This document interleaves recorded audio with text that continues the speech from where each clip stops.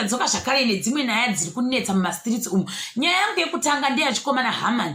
Chikomana Hamani vanhu vakasiyana-siyana vari kutaura nezvacho, music yake iri kuridzwa. Tichiri ipapo sataenda kuna Hamani, pane chimwe chibhiti chiri kuti dun vuli chichi munyawo here. Ichocho chiri kunetsa singamboiti. Vanhu vari kuratidza kuti vari kudanzira kuti aiwa dance challenge yeJerusarema manje inenge yakudi yakuovertakwa navhuli munyawo iyoyo, nekuti vanhu vari kutamba vachitambisa maBurkina Faso hamene kuti nekuda kweiya kuzoita chiti idzokera sure vanhu vachinda nemaBurkina Faso vachinda vachita sei vachisesekedza vachinda ikokoko. Tikati hazvina kushata, it's good kuti tinenge tichiona zvinhu zvakasiyana-siyana ende machallenge ese akadero ari kubuda nepaJonapa. Tobva ipapo toenda zvakare pane chikomana chinonzi Hamani ichi, zvikanzi ndokumbirisawo nemweya waMwari kuti vanhu vari around this talented young boy vamugadzirirewo foundation yekuti akwanise kushanda nemamusic producers akasiyana-siyana, Osikid, Tamuka, Makidi nevamwewo. You will thank me later nemunhu unonzi Elias uyuyu waposta kutsomuterere page ndokwandazviwana. Zvikanzi nevamwe true, very true baba, kwaari vanopedza mufana talent. Vamwe vakati he will be released a song once a week, 3 songs in 1 week. Hauskuda nevamwewo zvakare. Wisdom King manje Chili Sport ndiyo mukondombera pamangoma. Vakomana vacho vanouraya matalent manje. I'm confused with this statement. Zvikanzi komunongoti vakomana veChili Sport vanozouraya talent raHamani pamatanda nekuda kwei? Ivo vanhu veChili Sport vachoni varivo vaita kuti imimi vanhu vese vari kuona nekunzwa music yavo munge muchiziva about Hamani pamatanda. Saka nekuda kwei imimi makutaura zvakaita sezvizvi? Zvikanzi ukazvara mwana azvireve kuti anodzokera ane kodzero yekumuuraya, ndo vamwe handisi kuti zvangazvirevei.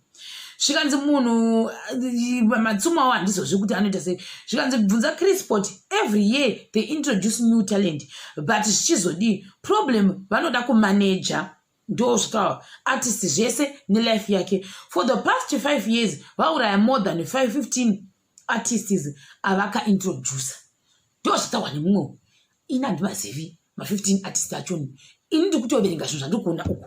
Saka they introduce kura kuti vari kuti what right, they introduce to people. Vapedza kuti introduce to people uraya kuti maartist achoni, ndo zvanoda kuzama kutaura here. Saka what's the purpose yekuva introduce? I don't know. Ndinenda chapweri. Zvikanzi go deeper including Buloti handizivi futi. Ndakambozvitaura.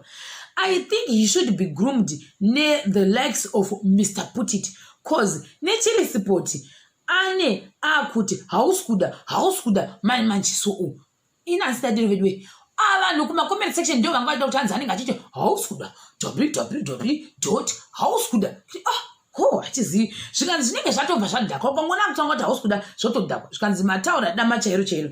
Zvikanzi why pese am seeing maphotograph wemupwere I'm thinking mwana wani watatilicious, I don't know why. Zvikanzi saka haude ashande nalevels nafandani here ndevamwe avo.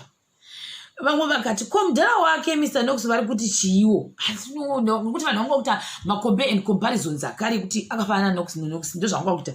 Zvikanzi dai akasaizoitwa zvekwaJava anobva apera hake mwana asati ambodi aenda kuri.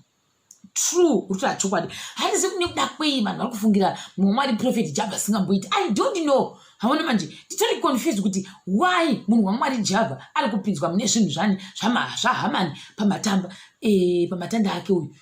Have they ever met? No, they have never met.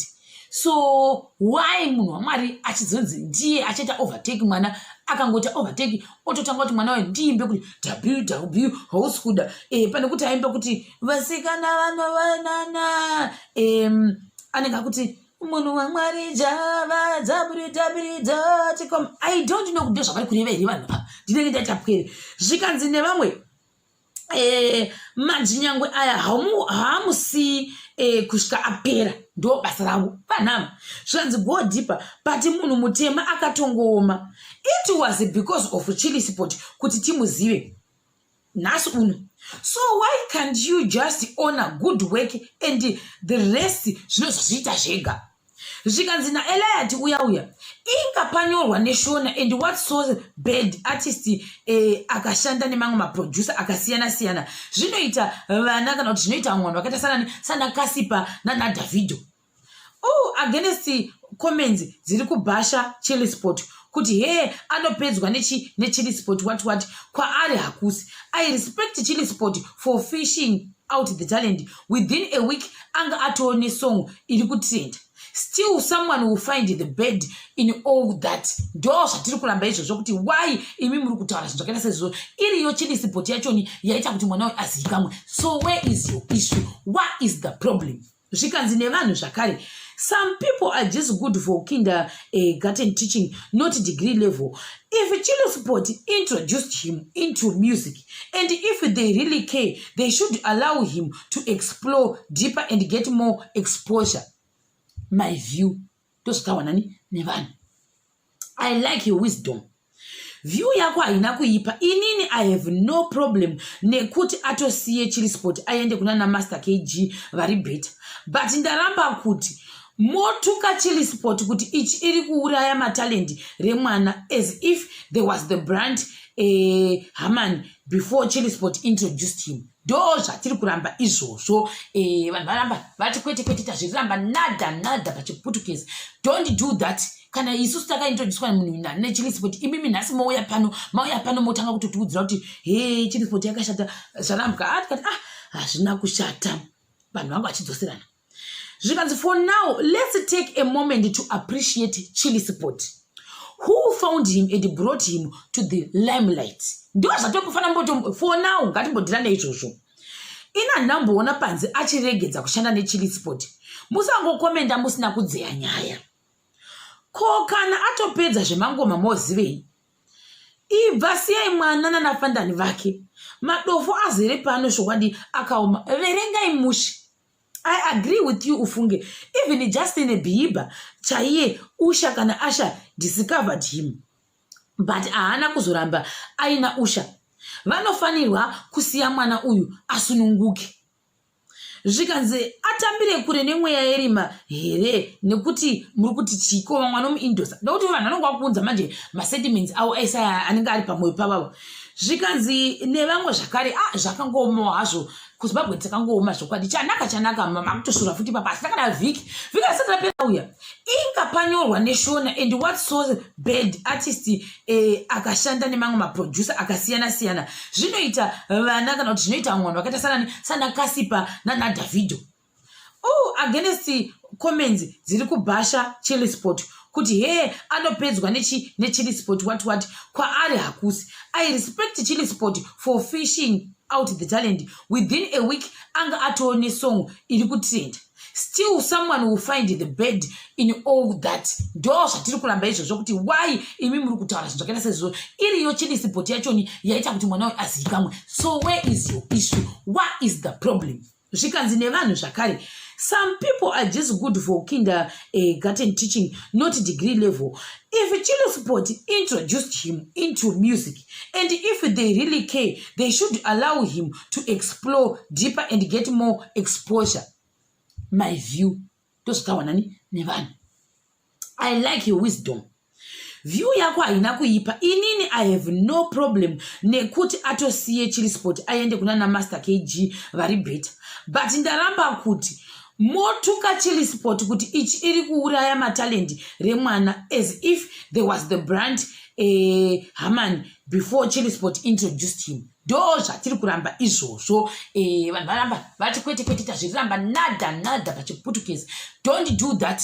Kana isusu takaintroducwa nemunhu neChilli Spot, imimi nhasi mauya pano motanga kutotiudzira kuti Chilli Spot yakashata. Zvarambuka atikati hazvina kushata. Vanhu vangu vachidzoserana. Zvikanzi for now, let's take a moment to appreciate Chilli Spot, who found him and brought him to the limelight. Ndo zvatokufana mboto for now ngatimbondirane izvozvo. ina ndamboona panze achiregedza kushanda neChilli Sport. Musangokomenda musina kudzeya nyaya. Ko kana atopedza zvemangoma mozivei. Ibva siyai mwana nanafandani vake. Madofo azere pano shokwadi akaoma. Verengai mushi. I agree with you ufunge. Even Justin Bieber chaiye Usha kana Asha discovered him. But haana kuzoramba aina Usha. Vanofanirwa kusiya mwana uyu asununguke. Zvikanzi atambire kure nemweya yerima here nekuti muri kuti chiko mwana muIndosa. Ndokuti vanhu vanonga kuunza manje masentiments awo ese anenge ari pamwoyo pavavo.